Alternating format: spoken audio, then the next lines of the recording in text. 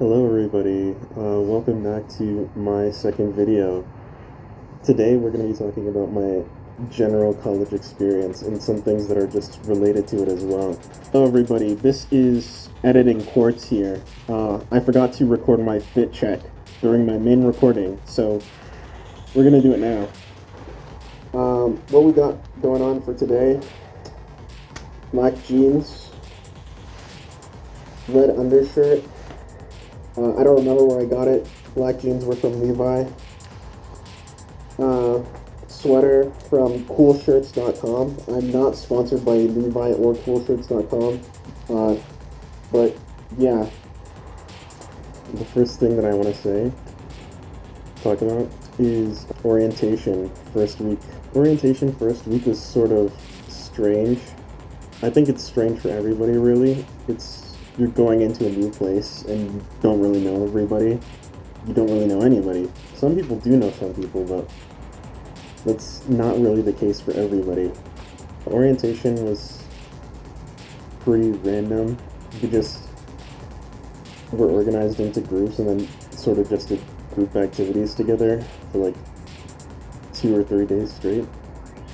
And then first week of school, I should probably start off by saying the classes that I'm taking this semester, which are biology lab, biology lecture, intro to neurobiology, a general education course which is called supporting neurodiversity, and what else am I taking? Art and craft of writing, general psychology is the last one.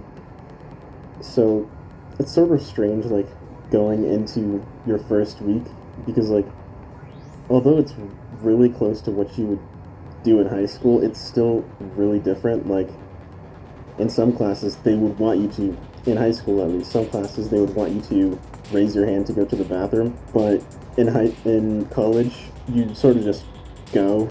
You don't ask anybody, you just leave, and it's really expected that you do leave. It's actually out of the ordinary if you ask to go to the bathroom. The next thing I'm going to talk about is missing concentration and other requirements and stuff like that I had issues with. This was more personal stuff. I don't really know anybody else that had issues with this stuff. But at my college, at least, I applied through Common App, and when I did apply through Common App, it didn't allow me to select my concentration, even though I knew that I wanted to do molecular neuroscience versus cognitive neuroscience. It didn't allow me to select that when I was applying. So when I got here and everybody was saying that they were doing molecular neuroscience, I was like, that's strange, because I wasn't able to do that. So then I had to talk to them and then, like, get all of that sorted out. I eventually got it done pretty quickly. I think it only took like 24 hours max to get it changed. But it was a lot more work than it really needed to be. The next thing we're going to talk about is my other requirement that delayed another thing that I'll talk about next, which was me not having, like, the proper identification, because the college that I'm going to is out of state from my original, like, home state. And so when I was first applying for this college, they were like, if you can't get your identification up to us in person, then you can just send us a picture of it, send us a scanned copy of it, and you'll be fine. And so that's what I did. And it wasn't until, like, literally 3 weeks ago that they were like, actually, that's not gonna work for us. And so they told me that they actually needed my passport in person, even though they said that they would take the scanned copy before. So what ended up happening was, on an unrelated trip, my mother was coming up to visit me, and so she just gave me the passport then.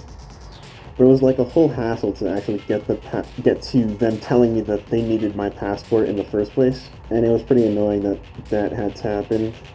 It prevented me from doing the next thing that I needed to do, which was class registration. I could not register for classes because of the fact that my passport wasn't in. And I didn't mention this before, but my passport not being in didn't allow me to get federal student loans, which was $16,000 worth, which I needed to actually apply for classes next semester. And because I didn't have that in, I wasn't even allowed to, like, save the classes that I wanted to take, not even register for the classes. So I couldn't even, like, plan out what I wanted to do. So when it came time, like, earlier this week for me to register for classes, I wasn't able to do it on time, and so all the classes that I had registered for or asked to be approved for to my advisor got flat out. Well, all of them were approved except for one, but like that one was reasonable because I didn't necessarily meet the prerequisites, but I thought I could. Either way, for that one, for class registration, because I was late to like actually save my classes and I had to like do it later, every single class that I wanted to take had 0 seats left, not a single one. It was really, really annoying to see, and it made me really, really upset. But in the end, I got replacements for all of them, so it's fine.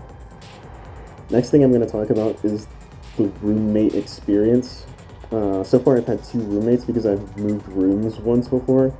My first roommate, he was pretty chill. He was like the ideal roommate for me. We were very like compatible in that way because I liked staying inside the room a lot and he liked staying outside the room a lot. So it was really easy for us to like get along. Plus, he did not talk that much to me, and I actually preferred it that way because like I didn't really want to talk that much to him either. But my current roommate, now that I've moved rooms once, he talks a lot more, which is like sometimes good, but like a lot of the times I just don't really want to talk, which is somewhat annoying, but like we deal with it. He's also very messy. Not necessarily messy, I guess he's organized in a way, but like he has a trash can that he only puts food products in and he doesn't take that out for like a whole week. And it's really, really disgusting and it makes the room smell really, really bad. It's just really annoying. I haven't brought it up yet because it hasn't been a very, very significant issue, but I might end up bringing it up eventually. Other than that, we're going to talk about another thing, the full environment switch. For me personally, because of the fact that I have autism, it's really hard for me to like switch environments, especially from something that's really familiar to something that's not very familiar. Because I did move out of state, it was a pretty hard switch. Like, I think for the first 3 weeks of school, I only ate because I knew that I had to eat. I had no desire to eat at all because, like, the process of getting food was different. And even in those first 3 weeks, for the first 2.5 weeks, I only ate the same at the same place and like the same general food group because that was the only place that I like felt comfortable eating at. It's really hard. It was really hard. I'm used to it now because it's been like almost 10 weeks. But like it was really hard switching from one place to another place where like you aren't really given major instructions on how everything works. It's like it's not necessarily scary, but it does induce anxiety in a way. For me at least, because of autism. Switching topics again now. We're gonna talk about courses. Specifically, well, difficulty of courses. The first thing that I want to talk about is workload. The workload in a lot of college classes is actually a lot less than a lot of my high school classes, and I only took 2 AP classes my last year of high school because of the fact that they're general education courses most of the time. But even for like my main courses like psychology, I did not really receive that much work. I say did not as if I'm not already taking the course right now, but like, yeah, I don't really receive that much work. Sometimes the work is a lot. Like, if you have a project, it's going to be more than your high school level course, but like, the common course that you're taking is not going to be anywhere near as much work. Next thing we're going to talk about, like, actual difficulty of work. The only course that I've experienced that has actually had difficult work is Intro to Neurobiology, and that's because that's a course that's recommended to be taken in my second year, and this is my first year, first semester, so I was sort of expecting it to be hard, but yeah, that's pretty much the only course that I find truly difficult. Another course that should be difficult for me, but because I took it in high school, it's not that difficult, is Biology 111. It's general biology, but because I took AP biology in high school my senior year, a lot of it is just repeat of what we did there. Some of it is new because it's a college course now instead of just an AP course. But it's a lot of just repeating information. If I really wanted to, I could skip every class and just use my notes from last year, and I would still do fine. Um, but yeah, so far it's not been too hard, but it will probably get harder later on. Now on to some like extracurricular stuff. Not extracurricular, but like less academic focused things. We're going to talk about my on campus job. I work as a hall assistant, which pretty much means that I man the booth that is at the door to make sure that whoever gets in, and whoever isn't supposed to get in doesn't get in. It's a pretty easy job most of the time because the system is somewhat automated. I just sit there and make sure that like nothing goes wrong or nobody tries to abuse the system. Uh, I'm allowed to like just be on my computer as long as I'm able to stop whatever I'm doing and assist with whatever is happening. And I get paid $16 an hour, which is really great, and that's after tax. So I will take whatever I can get. On to on-campus clubs. Right now, I'm in the GSA and Students Beyond the Binary, SBB, and I thoroughly enjoy them. I love being around other queer and trans people because of common experience and stuff like that. I think I enjoy SBB a little bit more because of the fact that it's a smaller club. There's less people, so everything that we do feels a lot more personal. The next thing that I'm going to go into is tied with another topic as well. It's worrying about what other people think. This is somewhat a concern, but like I've somehow managed to like overcome it a little bit. Like I think it was either my first or second day of school. No, it was my first day of school. I wore a pretty long skirt to pretty much every class that I had, and a lot of people. Well, it felt like a lot of people were looking at me because like they don't really see somebody my size wearing outfits like I do wear. As you've seen already, the clothing that I wear is pretty like it's not what most people would wear already. So like even seeing something like that, it's pretty jarring. Not jarring, but like unexpected for a lot of people, and a lot of people don't like it. But like because of my size, like I'm over 6 foot. Because of my size, people don't directly confront me about it. Like I really have the freedom to just sit there and know that they won't try anything because they know that I could beat them up if I really wanted to, but like I wouldn't. But they don't know that. This sort of plays into that.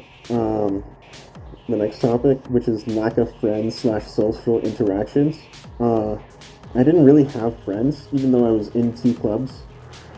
I didn't really have any like major friends until like the probably like fifth or sixth week of school. And even then, like the friends that I did make, I don't see on the regular. None of the friends that I've made are actually first years, which sort of sucks because that means that I pretty much don't have any classes with anybody that I like. But yeah, it is sort of what it is. Sort of on me as well. The best time to make friends is during orientation. And although I did try and put myself out there, I didn't do it well enough. So I don't really have that many friends. Which sort of sucks because like on events like Halloween, you sort of just sit in your room doing nothing because you don't have anybody to go out with or do anything with. But on a lighter note, we're going to talk about some great professors. One thing that I like more about college than high school, at least for me personally, is that like I get to interact with my professors like in a much more personal way, even like during actual academic times, like when we're in lecture, because like when I ask questions, I know for a fact that like these people chose to be here. They're being paid to do what they love. So whenever I ask a question that's genuine, they answer genuinely and they enjoy it. And that just makes for like a really fun environment, at least for me. So I have two professors so far, which are my biology professor and my psychology professor, who I absolutely love both of them. They are very good teachers. They make it easy to understand the topics, even though I was already pretty good at both of them already. it just makes it that much easier that they're like genuinely good people. I know that that's not the case for every professor, but I just got lucky there. Moving on to a topic that's somewhat related to that is just like students who don't want to be at lecture or in the classroom because sometimes it's labs and stuff. Students who don't want to be in the class are like people who just don't really do the work or like just talk all the time when they don't really need to be. An example would be like a group in my psychology class who talks constantly while the professor is talking. It's really annoying for me because it's not like they do it like super quietly. Like it's very obvious to everybody in the lecture hall that they are talking. And another subcategory of that is this one specific person who's a junior and an English major in my biology lab and lecture. And he always complains about how hard the work is and how difficult it is for him to complete. But he's constantly doing other things while lab and lecture are happening. And like, he's not giving it his all, but he's complaining that it's hard. And it just doesn't make sense because like, he's an English major. He doesn't even need to take biology to like succeed in his major to even like graduate. But like he's still doing it anyway. I find it very strange. Next thing I'm going to talk about is resource management. Generally, I just absolutely love resource management. I like crunching the numbers to see what I do when and like making decisions. I have 4 categories in my notes for resource management, which are the things that I mostly like manage as a college student, and most students manage this as well, which is your meal plan. At least for my school, there's 2 currency types for the meal plan. I can't really say it without giving away where I go, but there's like a dollar currency, and then there's an actual swipe currency. And then everything that you buy on campus has a swipe and dollar value.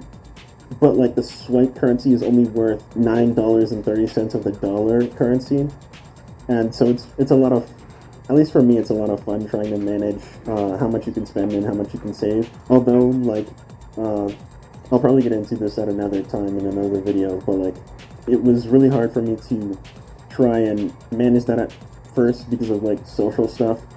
But yeah, the next thing that I'm going to get into is time management. Time management is a semi-big thing depending on which courses and which classes that you take. Because for some courses, like, they make you do a lot of the work just in the course, so you don't have to do it outside. But for others, it's very independent, and you have to do it outside. And in college, you have a lot of free time, like a lot of free time. The next thing is money. Sort of self-explanatory. And then the final one, which a lot of people don't consider, is like headspace, what you give attention in your mind to. Like, you could always be thinking about work, but you wouldn't really enjoy yourself, and you could always be thinking about like play, but you would be neglecting your work, which is pretty bad. Next thing I'm going to talk about is something that's not related to college directly, but like I've done them in college, so I'm going to talk about them anyway. I have 2 piercings. Obviously you can't see them because of the mask, but like I have a septum piercing and nostril piercing. I got them done. The septum was on October 29th, and the nostril piercing was on September something. Not September 11th. I think it was the 8th or the 9th. But yeah, I'm gonna talk about the piercer. Piercer's the best guy I've ever met. I absolutely love him. I would genuinely just like go there just to talk to him. He's like a really great guy. The next thing I want to talk about is like the story of how my parents found out about both of my piercings. The first one, which was my nostril piercing, I sort of just showed them on purpose because I knew they wouldn't care that much. With my septum piercing, I didn't plan on showing them for like a year, but because I can like just flip it up and like they wouldn't know. But literally yesterday, I got on video call with them and I forgot to flip it up. And so like after only 2 weeks of having it, they already found out about it. I'm going to take a little bit of a detour and talk about how I actually get to places because it was actually somewhat related to how I like figured out how I get around where I am now. But getting around campus and like inside and outside of campus, right? We're going to talk about inside campus first. First thing I'm going to talk about is slow walkers. If you walk slowly, I don't like you. You should speed up, especially because like there are people who actually need to get to class. Although like me personally, I get to class early. I get to class on time, so it's not usually that big of an issue for me. But like it's still annoying to walk behind somebody who does not act like they have somewhere to go. That they just don't act like they have somewhere to be. So slow walkers, get out of the way. Next thing I'm going to talk about is oblivious walkers. Oblivious walkers, like they're somewhat like slow walkers. Sometimes they walk fast as well, but this is usually an issue when I'm on my board. Oblivious walkers have no idea that you're behind them or coming at them. It's pretty annoying because like for me personally, I like to adjust to the people who are already there. Like you're just enjoying your stroll, and I'm just trying to get by. It doesn't really matter too much to me whether or not you move out of the way because I'm experienced enough to just move around you. I know how to get around places because in my hometown, like it was much more hilly than where I am now. This campus is very flat, whereas the other place I was like going 50, 40 miles per hour on my board at times. So like when I tell you I will be fine, I can get around you. I can get around you. I will be fine. You will be fine. I will not hit you because I've only fallen 3 times in total on my board, and like 2 of those times were not even within this past year. I also want to talk about walking versus longboarding on this campus. Before, when I first brought my longboard to campus, I thought I would be able to take it everywhere with me, take it to all my classes. That is not the case, unfortunately. Unfortunately, in almost every one of my classes, like bringing my longboard with me either takes up a seat that somebody else could be sitting in, or I have to like place it on the wall and just hope that it does not get stolen, or like that it doesn't get knocked over, or that it doesn't inconvenience people where I placed it. So I just walk to all my classes. Everywhere else, I prefer to longboard to. Yeah, but walking versus longboarding is like sort of strange because walking takes like a lot longer.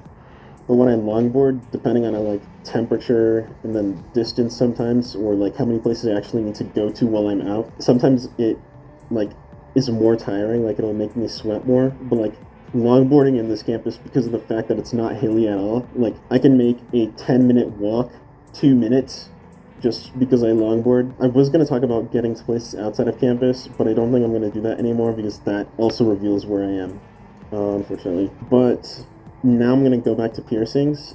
Piercings that I want to do, I want to get lip piercings. I'm not 100% set on which piercings I want to get for my lips yet, but my main concern about getting lip piercings is that I really like kissing my boyfriend, and I'm not sure how comfortable it will be.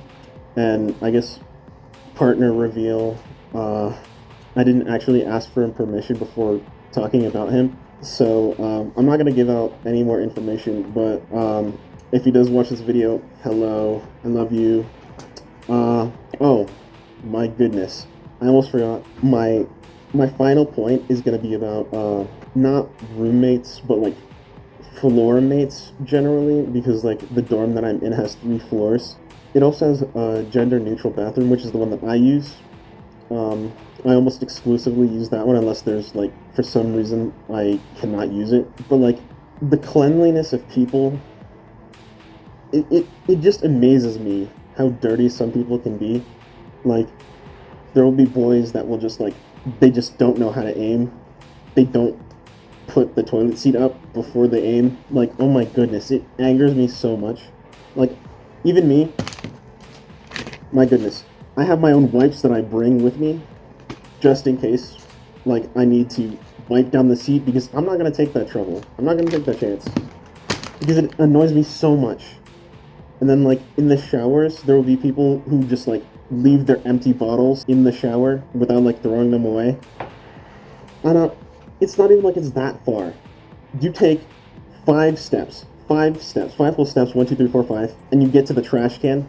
You couldn't take those extra 5 steps that you were already going to take to get out of the shower, to leave the bathroom. You can't take those extra 5 steps to throw your bottles away. It just annoys me. But yeah, that's it for the video. I hope you enjoyed it. I hope to make videos that are this length, um, or maybe a little bit longer, a little bit shorter in the future. Unlike my intro video, which was a little bit, a lot shorter. But yeah, I hope you enjoyed it. Thank you for clicking on my video out of all the videos on here. I know that there are a lot of videos. I know there are a lot of good videos, but you clicked on my video anyway. One question that I'd like to ask everybody here: how much money would it take for you to steal the nearest exit sign? And why is it that you chose that much money? Have a good morning, evening, or night, or rest of your day, or good sleep. Yeah, good luck. Survive.